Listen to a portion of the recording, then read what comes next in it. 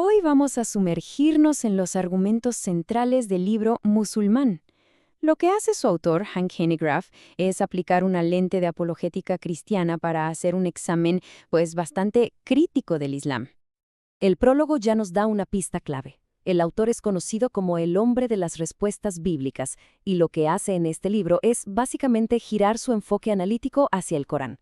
La idea es dirigir toda esa capacidad crítica, pero esta vez a la religión del Islam.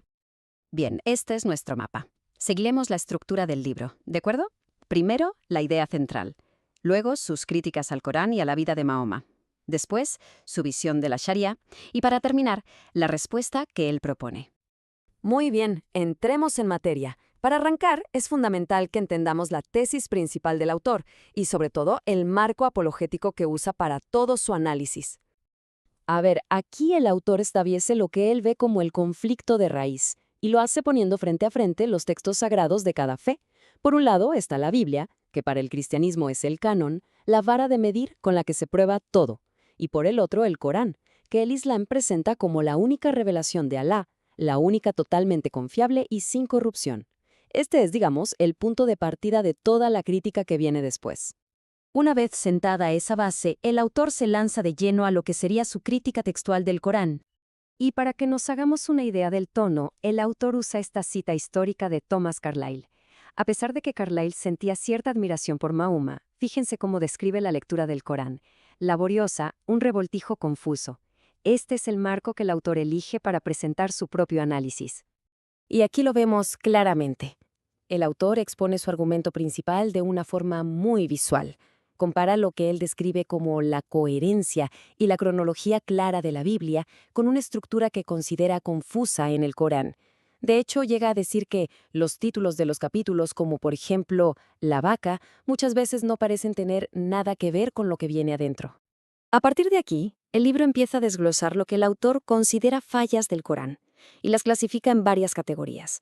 Primero, habla de una ética que él ve como deficiente y pone como ejemplo el permiso para tomar botín de los no creyentes. Segundo, menciona supuestos errores de contenido, tanto históricos como científicos. Tercero, argumenta que su elocuencia es artificial. Y por último, habla de profecías que, según su análisis, simplemente nunca se cumplieron. El libro entonces da un giro. Del texto sagrado pasa a la figura del profeta. Se mete a analizar la vida de Mahoma, presentándola como un punto de inflexión clave para entender el Islam. Y aquí el autor presenta una secuencia de eventos que él mismo bautiza como el nexo del mal. Ojo con el nombre. Según su argumento, todos estos hechos, desde un asesinato ordenado hasta el Tratado de Hudaybiyah, que él interpreta como un simple engaño táctico, marcan una transformación total en la visión y los métodos de Mahoma. Para ilustrar mejor su punto, el autor se detiene en la historia de Zainab.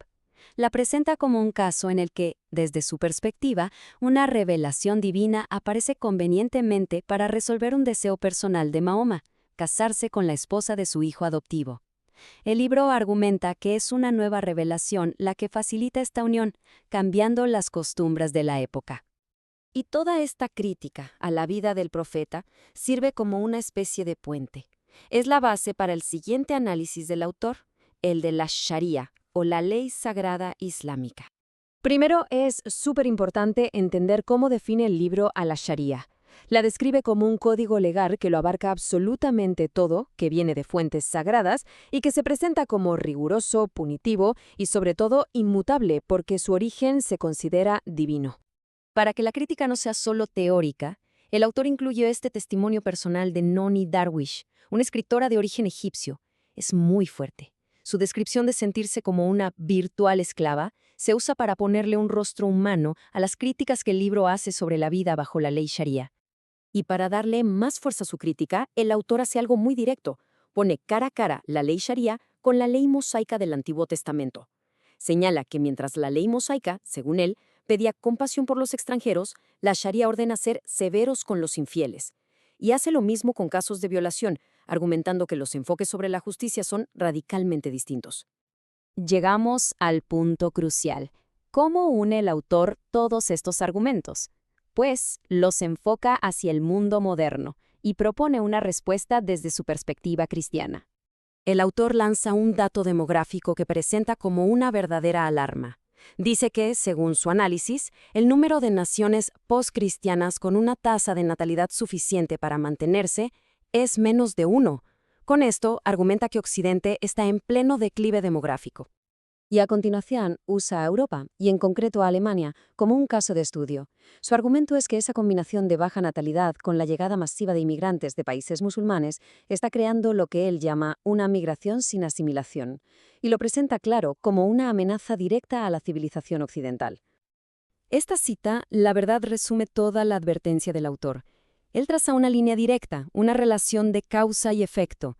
La muerte de la fe cristiana lleva, en su opinión, a la muerte de la cultura y de la civilización occidental. Y ojo, dice que no es una predicción, sino una descripción de lo que ya está pasando.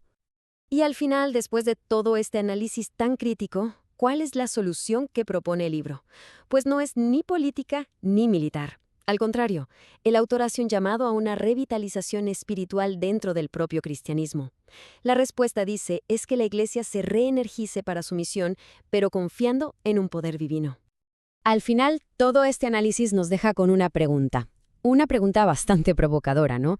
Sobre esas fuerzas enormes, demográficas, culturales, espirituales, que acaban moldeando el destino de las civilizaciones, sobre todo cuando se encuentran, cuando chocan entre sí.